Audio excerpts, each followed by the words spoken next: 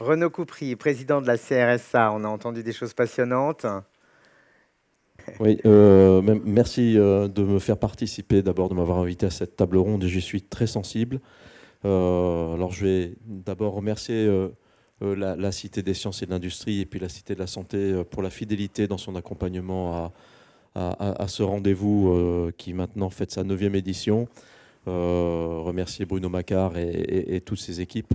Remercier aussi Pascal Cacot avec le COPIL, le comité de pilotage qui organise ce forum et le prépare rétablissement. Et puis remercier aussi Yves Noël pour la fidélité aussi dans l'animation de ce forum. C'est pas une animation neutre, mais je pense que c'est une animation engagée. Merci. Voilà. Saluer aussi la thématique d'aujourd'hui. Moi, je suis un profane du sujet, donc vous m'excuserez si le propos est un peu décalé. Mais en même temps, ça me permet peut-être de vous apporter un regard avec un peu plus de distance.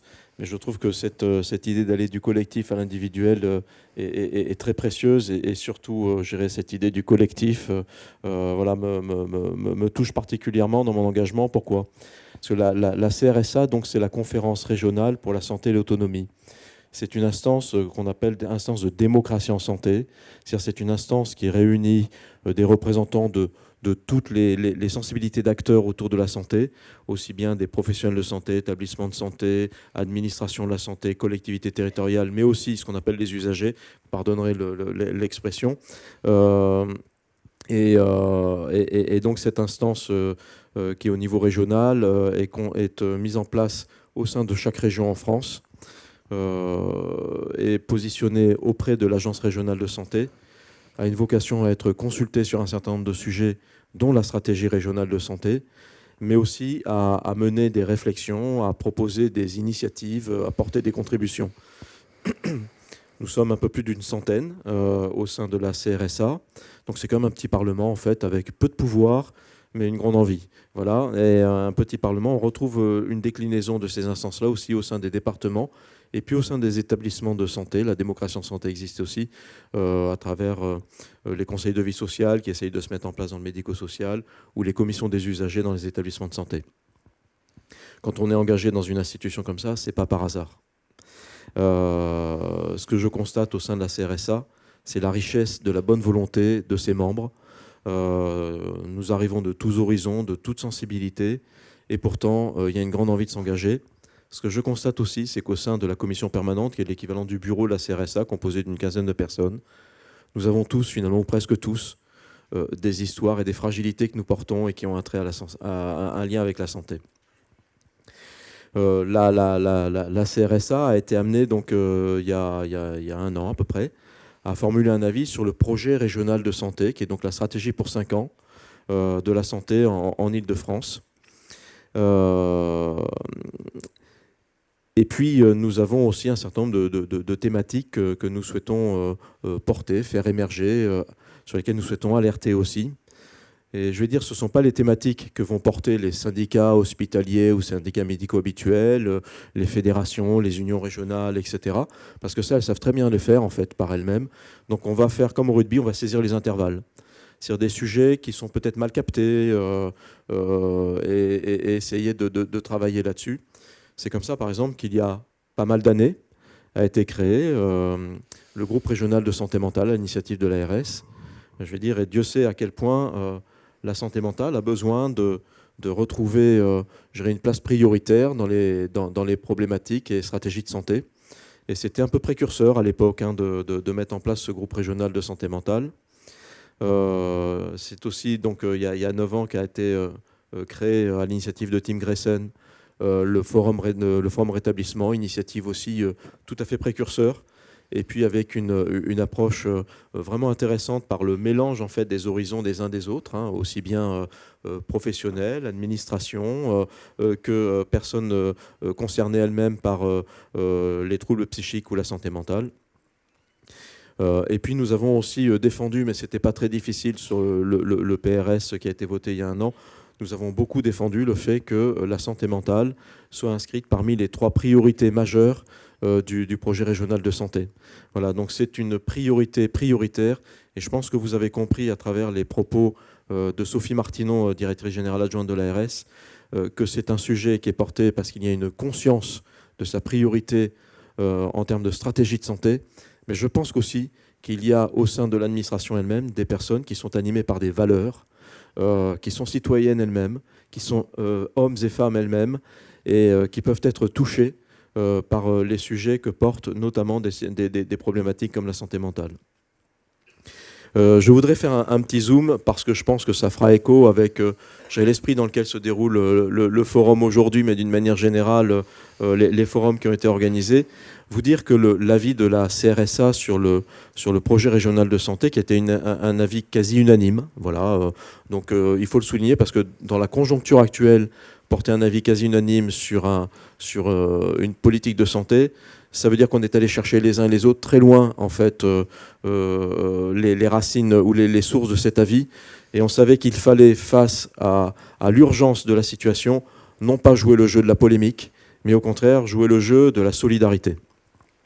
Et nous avons en tête de cet avis formulé 11 principes et valeurs. Alors je ne vais pas tous les reprendre, ce ne sont pas les 10 commandements, on a réussi à en sortir un de plus, mais 11 principes et valeurs.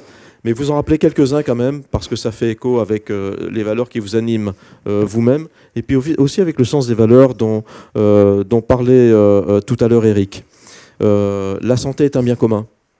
Voilà. Ce n'est pas un objet de marché, c'est un bien commun.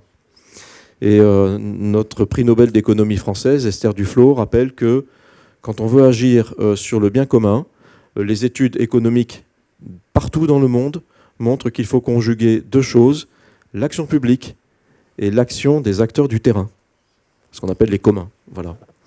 Ce que vous faites aujourd'hui, l'inconditionnalité de l'accès à la santé pour tous, travailler sur les inégalités sociales et territoriales en santé sans relâche, je dis bien sociales et territoriales, pas que territoriales, mais aussi sociales. Et à plusieurs reprises, vous avez évoqué les uns les autres cet enjeu sociétal ou d'inclusion sociale. Hein. La réponse aux besoins, qui doit être en principe le point de démarrage de toute réflexion sur une stratégie de santé, mais aussi dire, parce qu'on a des professionnels dans la salle, qu'on a mis en avant et affirmé très fort que la réponse aux besoins est une priorité qui est indissociable de celle des conditions dans lesquelles les professionnels doivent pouvoir exercer leur activité. Le principe de la co-construction, voilà, et l'Agence régionale de santé adhère de manière très forte et très volontariste à cette idée-là.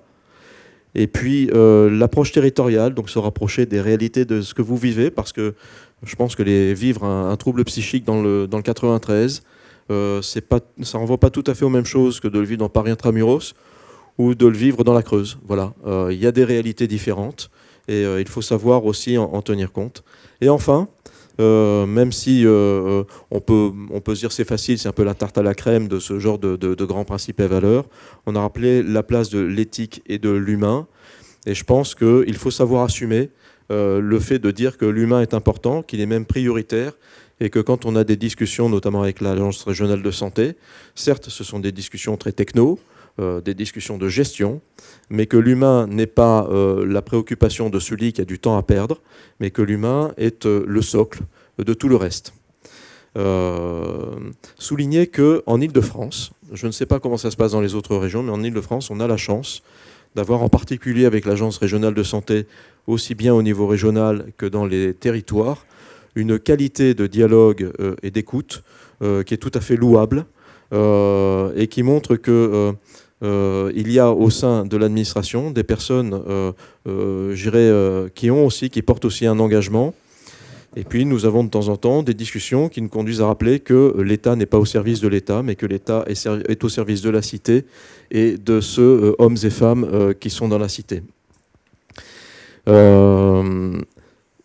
Je voudrais aussi vous dire mais que l'avis qu'a prononcé le projet régional de santé a porté aussi sur quelques principes comme le territoire, l'évaluation, la pérennisation de dynamiques de travail dans le cadre de groupes de travail, etc.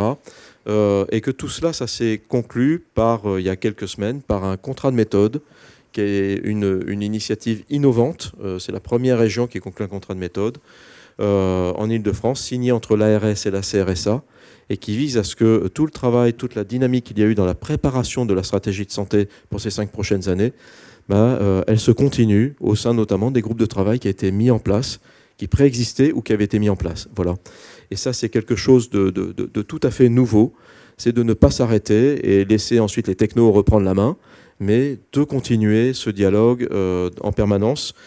Le groupe régional pour la santé mentale qui a été créé à l'initiative de la CRSA, l'ARS m'a redit encore, parce qu'on a été amené à en rediscuter plusieurs fois ces derniers temps, tout son attachement à son existence. C'est un groupe qui fonctionne très bien et qui est le seul lieu au sein duquel l'ARS peut échanger avec la diversité des acteurs représentant la santé mentale. Voilà, donc pour l'Agence régionale de santé, ce ne sont pas des petits artifices, on est vraiment au cœur de l'action. Mais je voudrais aussi, alors si vous me permettez, vous faire part, au-delà de la CRSA et puis du côté méthode, etc., vous faire part de quelques réflexions un peu plus personnelles. Et vous me pardonnerez si parfois je vais trop dans le décalage, etc., même si je pense rester relativement sage. Vous dire d'abord que dans un des textes, ou dans un des mythes ou textes de sagesse fondateurs de nos cultures, je vais parler de la Genèse, il est écrit au tout début « Il n'est pas bon que l'homme soit seul, faisons-lui une aide à sa ressemblance ». Voilà. Il n'est pas bon que l'homme soit seul. Le collectif, dans votre thématique d'aujourd'hui, les retours d'expérience des uns des autres. Faisons-lui une aide à sa ressemblance. Donc l'idée n'était pas forcément de dire « faisons une femme pour un homme ». Le texte est bien plus subtil que ça. Une aide, la paire-aidance, le soutien à sa ressemblance. Nous ne sommes pas différents les uns les autres. Ce n'est pas parce que j'ai un trouble psychique, que je suis affecté par un problème de santé mentale, que je dois être différencié, marqué d'un signe qui fait que je ne suis pas comme les autres, stigmatisé, ostracisé. L'autre est mon semblable. Voilà. Je voudrais vous dire aussi une autre petite phrase que j'aime bien, qui est une phrase de Boris Dolto, le mari de Françoise, voilà, qui a été un maître à penser de beaucoup de kinésithérapeutes, notamment franciliens, dans les années 60-70. Travailler l'œil dans l'œil, tantôt guidant, tantôt guidé. Alors venant d'un enseignant dans les métiers de la santé, on pourrait se dire, tiens, mais c'est une leçon qu'on nous donne dans la relation qui doit s'instaurer entre le soignant et le soigné. Travailler l'œil dans l'œil, tantôt guidant, tantôt guidé, c'est déjà vachement bien. Cet échange qu'on veut instaurer entre le soignant et puis la personne soignée. Mais j'ai l'alliance thérapeutique, tout à fait, le dialogue qui doit s'instaurer, le lien de confiance. Mais j'ai pris conscience il n'y a pas longtemps que ce travailler l'œil dans l'œil, tantôt guidant, tantôt guidé, il dépasse largement la relation soignant-soigné. C'est dans tous nos collectifs, dans nos communautés, comme vous citiez tout à l'heure l'expression, de travailler l'œil dans l'œil, tantôt guidant, tantôt guidé, de ne pas être sachant avec des personnes qui seront apprenantes, mais d'être tous dans cette logique de co-construction, d'avancer ensemble. Et je crois que c'est dans l'esprit de ce que vous disiez les uns les autres, et puis qui vraiment, je pense, rejoint les valeurs qui vous ont amené à vous engager.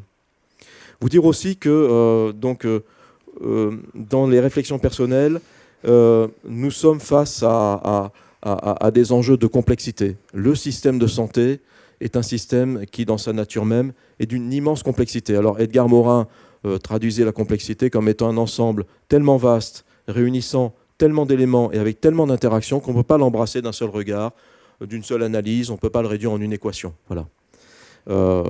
Mais le système de santé, il n'y a pas que lui qui est complexe. On sait que nos communautés, nos lieux d'engagement sont aussi complexes et que la personne humaine aussi est assez complexe. Et je pense qu'on est vraiment dans un endroit où on le sait encore plus que chez les gens normaux, n'est-ce pas ? Et cette complexité, si on se fie notamment à toute la réflexion d'Edgar Morin, elle implique de se retrouver autour d'une même table, j'ai dire assis à la même hauteur, dans la diversité de nos expériences et de nos savoirs, un peu comme vous faites dans le forum rétablissement, un peu comme vous faites quand vous vous engagez dans vos associations ou dans vos structures. Elle impose aussi d'exercer son pouvoir d'agir, quelle que soit notre histoire, puisque comme vous le disiez tout à l'heure, vous-même, le pouvoir d'agir, je peux aussi l'exercer, même si j'arrive avec une fragilité. Au contraire même, ça stimule l'encapacitement. Et hier encore, j'étais au téléphone avec une personne qui vit un très très lourd handicap et que j'ai invité à un groupe de travail avec l'ARS et qui m'a appelé hier en me disant voilà Renaud, il s'est passé quelque chose, j'ai changé. Voilà. Pourtant, c'est quelqu'un qui est élu local, qui est très engagé dans certaines associations. Il m'a dit, j'ai réalisé aujourd'hui que j'étais capable de dépasser mes appréhensions en allant sur un terrain nouveau et que j'étais capable de l'apporter quelque chose, moi aussi. Je voudrais faire un petit zoom parce que je pense que ça fera écho avec j'ai l'esprit dans lequel se déroule le forum aujourd'hui, mais d'une manière générale, les forums qui ont été organisés. Vous dire que l'avis de la CRSA sur le projet régional de santé, qui a été un avis quasi unanime, voilà, donc il faut le souligner parce que dans la conjoncture actuelle, porter un avis quasi unanime sur une politique de santé, ça veut dire qu'on est allé chercher les uns et les autres très loin, en fait, les racines ou les sources de cet avis. Et on savait qu'il fallait, face à l'urgence de la situation, non pas jouer le jeu de la polémique, mais au contraire jouer le jeu de la solidarité. Et nous avons en tête de cet avis formulé 11 principes et valeurs. Alors, je ne vais pas tous les reprendre, ce ne sont pas les 10 commandements, on a réussi à en sortir un de plus, mais 11 principes et valeurs. Mais vous en rappelez quelques-uns quand même, parce que ça fait écho avec les valeurs qui vous animent vous-même, et puis aussi avec le sens des valeurs dont parlait tout à l'heure Eric. La santé est un bien commun. Voilà. Ce n'est pas un objet de marché, c'est un bien commun. Et notre prix Nobel d'économie française, Esther Duflo, rappelle que quand on veut agir sur le bien commun, les études économiques partout dans le monde montrent qu'il faut conjuguer deux choses, l'action publique et l'action des acteurs du terrain, ce qu'on appelle les communs. Voilà. Ce que vous faites aujourd'hui, l'inconditionnalité de l'accès à la santé pour tous, travailler sur les inégalités sociales et territoriales en santé sans relâche, je dis bien sociales et territoriales, pas que territoriales, mais aussi sociales. Et à plusieurs reprises, vous avez évoqué les uns les autres cet enjeu sociétal ou d'inclusion sociale. Hein. La réponse aux besoins, qui doit être en principe le point de démarrage de toute réflexion sur une stratégie de santé, mais aussi dire, parce qu'on a des professionnels dans la salle, qu'on a mis en avant et affirmé très fort que la réponse aux besoins est une priorité qui est indissociable de celle des conditions dans lesquelles les professionnels doivent pouvoir exercer leur activité. Le principe de la co-construction, voilà, et l'Agence régionale de santé adhère de manière très forte et très volontariste à cette idée-là. Et puis l'approche territoriale, donc se rapprocher des réalités de ce que vous vivez, parce que je pense que vivre un trouble psychique dans le 93, ça ne renvoie pas tout à fait aux mêmes choses que de le vivre dans Paris intramuros ou de le vivre dans la Creuse. Voilà, il y a des réalités différentes et il faut savoir aussi en tenir compte. Et enfin, même si on peut se dire c'est facile, c'est un peu la tarte à la crème de ce genre de grands principes et valeurs, on a rappelé la place de l'éthique et de l'humain. Et je pense qu'il faut savoir assumer le fait de dire que l'humain est important, qu'il est même prioritaire, et que quand on a des discussions, notamment avec l'Agence régionale de santé, certes, ce sont des discussions très techno, des discussions de gestion, mais que l'humain n'est pas la préoccupation de celui qui a du temps à perdre, mais que l'humain est le socle de tout le reste. Souligner qu'en Île-de-France, je ne sais pas comment ça se passe dans les autres régions, mais en Île-de-France, on a la chance d'avoir en particulier avec l'Agence régionale de santé, aussi bien au niveau régional que dans les territoires, une qualité de dialogue et d'écoute qui est tout à fait louable et qui montre que il y a au sein de l'administration des personnes qui portent aussi un engagement.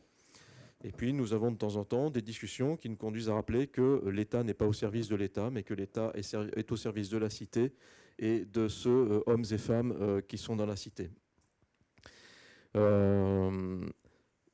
Je voudrais aussi vous dire mais que l'avis qu'a prononcé le projet régional de santé a porté aussi sur quelques principes comme le territoire, l'évaluation, la pérennisation de dynamiques de travail dans le cadre de groupes de travail, etc. Et que tout cela, ça s'est conclu il y a quelques semaines, par un contrat de méthode qui est une initiative innovante. C'est la première région qui conclut un contrat de méthode en Île-de-France, signé entre l'ARS et la CRSA, et qui vise à ce que tout le travail, toute la dynamique qu'il y a eu dans la préparation de la stratégie de santé pour ces 5 prochaines années, elle se continue au sein notamment des groupes de travail qui a été mis en place, qui préexistaient ou qui avaient été mis en place. Voilà. Et ça, c'est quelque chose de tout à fait nouveau. C'est de ne pas s'arrêter et laisser ensuite les technos reprendre la main, mais de continuer ce dialogue en permanence. Le groupe régional pour la santé mentale qui a été créé à l'initiative de la CRSA. L'ARS m'a redit encore, parce qu'on a été amené à en rediscuter plusieurs fois ces derniers temps, tout son attachement à son existence. C'est un groupe qui fonctionne très bien et qui est le seul lieu au sein duquel l'ARS peut échanger avec la diversité des acteurs représentant la santé mentale. Voilà, donc pour l'Agence régionale de santé, ce ne sont pas des petits artifices, on est vraiment au cœur de l'action. Mais je voudrais aussi, alors si vous me permettez, vous faire part, au-delà de la CRSA et puis du côté méthode, etc., vous faire part de quelques réflexions un peu plus personnelles. Et vous me pardonnerez si parfois je vais trop dans le décalage, etc., même si je pense rester relativement sage. Vous dire d'abord que dans un des textes, ou dans un des mythes ou textes de sagesse fondateurs de nos cultures, je parlais de la Genèse, il est écrit au tout début « Il n'est pas bon que l'homme soit seul, faisons-lui une aide à sa ressemblance ». Voilà. Il n'est pas bon que l'homme soit seul. Le collectif, dans votre thématique d'aujourd'hui, les retours d'expérience des uns des autres. Faisons-lui une aide à sa ressemblance. Donc l'idée n'était pas forcément de dire faisons une femme pour un homme. Le texte est bien plus subtil que ça. Une aide, la pérédance, le soutien à sa ressemblance. Nous ne sommes pas différents les uns des autres. Ce n'est pas parce que j'ai un trouble psychique, que je suis affecté par un problème de santé mentale, que je dois être différencié, marqué d'un signe qui fait que je ne suis pas comme les autres, stigmatisé, ostracisé. L'autre est mon semblable. Voilà. Je voudrais vous dire aussi une autre petite phrase que j'aime bien, qui est une phrase de Boris Dolto, le mari de Françoise, qui a été un maître à penser de beaucoup de kinésithérapeutes, notamment franciliens, dans les années 60-70. Travailler l'œil dans l'œil, tantôt guidant, tantôt guidé. Alors venant d'un enseignant dans le métier de la santé, on pourrait se dire, tiens, mais c'est une leçon qu'on nous donne dans la relation qui doit s'instaurer entre le soignant et le soigné. Travailler l'œil dans l'œil, tantôt guidant, tantôt guidé, c'est déjà vachement bien. Cet échange qu'on veut instaurer entre le soignant et puis la personne soignée. Mais j'ai l'alliance thérapeutique, tout à fait, le dialogue qui doit s'instaurer, le lien de confiance. Mais j'ai pris conscience il n'y a pas longtemps que ce travailler l'œil dans l'œil, tantôt guidant, tantôt guidé, il dépasse largement la relation soignant-soigné. C'est dans tous nos collectifs, dans nos communautés, comme vous citiez tout à l'heure l'expression, de travailler l'œil dans l'œil, tantôt guidant, tantôt guidé, de ne pas être sachant avec des personnes qui seront apprenantes, mais d'être tous dans cette logique de co-construction, d'avancer ensemble. Et je crois que c'est dans l'esprit de ce que vous disiez les uns les autres, et puis qui vraiment, je pense, rejoint les valeurs qui vous ont amené à vous engager. Vous dire aussi que dans les réflexions personnelles, nous sommes face à des enjeux de complexité. Le système de santé est un système qui, dans sa nature même, est d'une immense complexité. Alors Edgar Morin traduisait la complexité comme étant un ensemble tellement vaste, réunissant tellement d'éléments et avec tellement d'interactions qu'on ne peut pas l'embrasser d'un seul regard, d'une seule analyse, on ne peut pas le réduire en une équation. Voilà. Mais le système de santé, il n'y a pas que lui qui est complexe. On sait que nos communautés, nos lieux d'engagement sont aussi complexes et que la personne humaine aussi est assez complexe.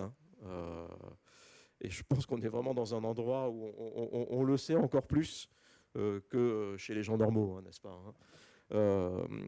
Et cette complexité, si on se fie notamment à toute la réflexion d'Edgar Morin, ben, elle implique de se retrouver autour d'une même table, j'ai dire assis à la même hauteur, dans la diversité de nos expériences et de nos savoirs, un peu comme vous faites dans le forum rétablissement, un peu comme vous faites quand vous vous engagez dans vos associations ou dans vos structures. Elle impose aussi d'exercer son pouvoir d'agir, quelle que soit notre histoire, puisque comme vous le disiez tout à l'heure, vous-même, le pouvoir d'agir, je peux aussi l'exercer même si j'arrive avec une fragilité. Au contraire même, ça stimule l'encapacitement. Et hier encore, j'étais au téléphone avec une personne qui vit un très très lourd handicap et que j'ai invité à un groupe de travail avec l'ARS et qui m'a appelé hier en me disant voilà Renaud, il s'est passé quelque chose, j'ai changé. Voilà. Pourtant, c'est quelqu'un qui est élu local, qui est très engagé dans certaines associations. Mais il m'a dit, j'ai réalisé aujourd'hui que j'étais capable de dépasser mes appréhensions en allant sur un terrain nouveau et que j'étais capable de lui apporter quelque chose, moi aussi, face à des personnes qui, pour certaines, ont fait l'ENA, ont fait Sciences Po, vous voyez, comme dirait le petit prince, des gens sérieux. Voilà. L'exercice du dialogue face à la complexité, le défi, c'est le dialogue. Ne pas succomber aux solutions simples. Voilà. C'est pas oui, c'est pas non. On sait que les nuances sont bien plus importantes que ça. Mais c'est le travail du dialogue, de la concertation. Cet exercice de comprendre, comme disait tout à l'heure l'un d'entre nous, et puis de construire une culture commune. Trop souvent, on arrive avec, comment dire, une écoute de soi-même uniquement, des sources que l'on est allé chercher, alors qu'on a besoin, voilà, de savoir si nous parlons de la même chose, si nous avons été à l'écoute de ce que dit l'autre, etc. Cette construction d'une culture commune est essentielle parce qu'aujourd'hui, notamment dans le monde de la santé, il y a une telle urgence qu'on ne peut plus perdre de temps à se battre pour dire bon, c'est un peu gris, ah non, c'est pas tout à fait gris, etc. Il y a aujourd'hui, à travers l'expérience des usagers, l'expérience des professionnels, le savoir des chercheurs, etc. On a la capacité à aller chercher voilà, des éléments qui construisent notre culture commune. Et ensuite, il faut oser. Voilà, Edgar Morin le dit. Face à la complexité, il ne faut pas rester figé, il faut oser. C'est ce que vous faites les uns les autres. Vous ne restez pas, comment dire, les bras ballants, subissants, mais vous exercez justement votre pouvoir d'agir. Osez faire feu de tout bois, ne pas chercher la solution unique qui résoudra tous les problèmes du monde. Accepter qu'il y a un foisonnement d'initiatives. Et là, on a vu qu'il y avait plusieurs initiatives. Chacune apporte sa goutte à ce grand puits en fait, auquel on pourra s'abreuver. Accepter aussi qu'il y ait une part de mystère. Voilà. On ne peut pas tout résoudre. Et on sait notamment, face à l'épreuve et à l'expérience de la santé mentale, mais il restera cette part de mystère, cette part d'irrésolu, cette part aussi que je n'arriverai pas peut-être à rétablir, comme vous le disiez tout à l'heure dans votre vie avec les TOC. Et je pense que ça, c'est aussi important de le retenir. Et puis accepter le droit à l'erreur. Voilà, nul d'entre nous n'est parfait. Et quand nous nous regardons dans la glace, nous savons bien à quel point nous ne sommes pas parfaits. Et donc nous pouvons aussi nous tromper, ne pas y arriver, échouer. Voilà, ça fait partie aussi de ce jeu-là. Je voudrais enfin terminer, peut-être, si vous me permettez, alors sauf si vous avez des questions après, mais là je serai dépourvu, mais c'est le jeu, vous faire part d'une expérience plus personnelle. Alors, il est d'usage, quand on vient et qu'on représente en fait une fonction, de ne pas parler de sa vie personnelle, parce que voilà, ça fait partie des, comment dire, des pudeurs, peut-être même des fausses pudeurs qu'il y a notamment dans le monde de l'entreprise. Moi, je crois à l'unité de vie. Et donc l'homme que je suis quand je suis en responsabilité, c'est aussi l'homme que je suis quand je suis en famille. Et donc je vais transgresser par rapport à cette règle de dire, quand tu es avec ton costume, ne te mets pas à poil. Mais je vous passerai cette expérience qui serait très désagréable pour vous.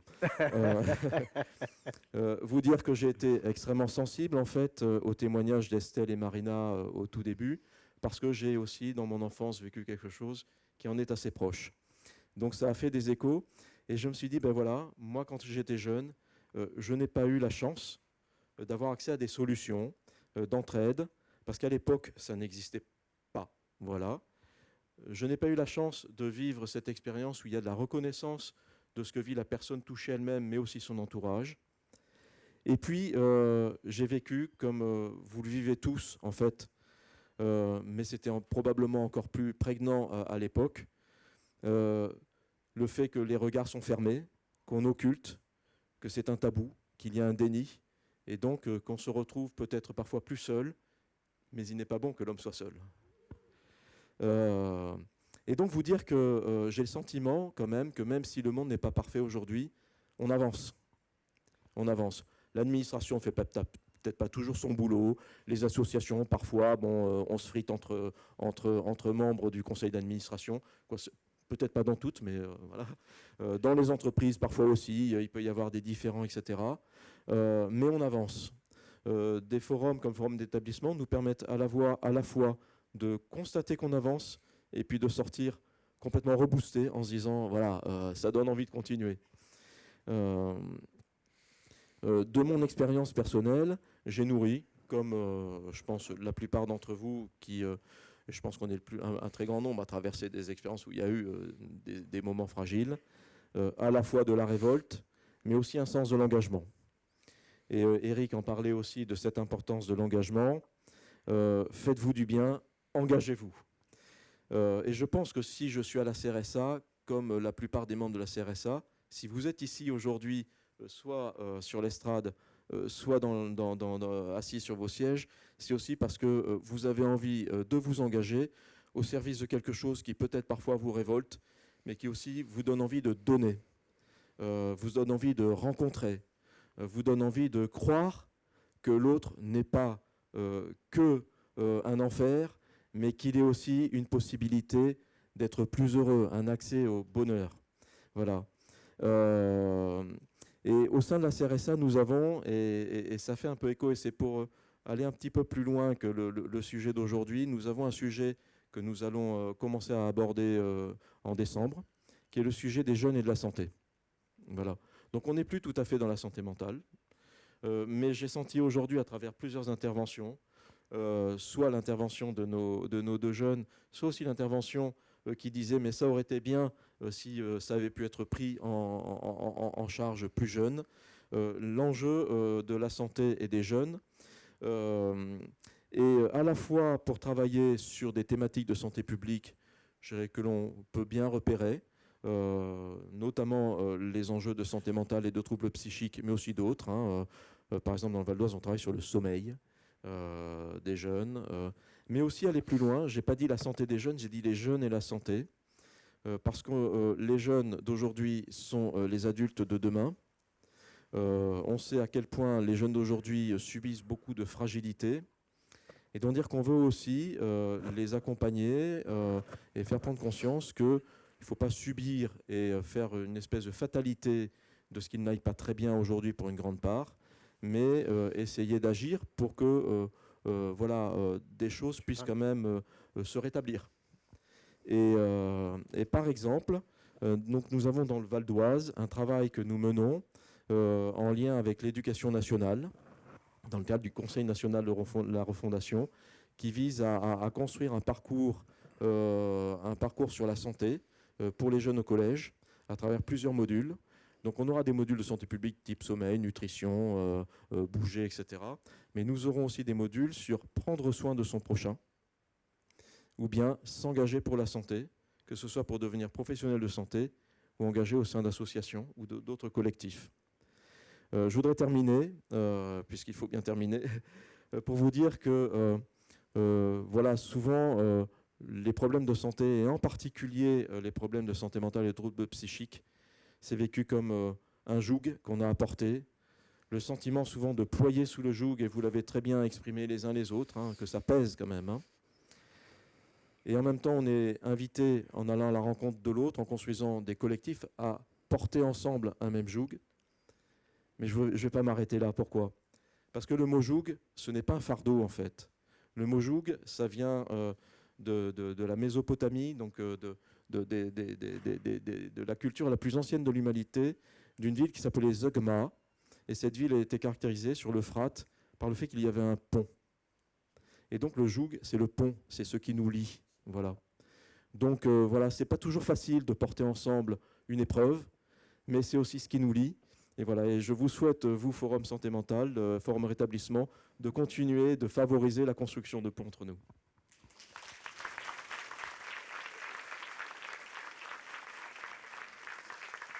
Merci beaucoup Renaud pour ces mots très inspirants et émouvants.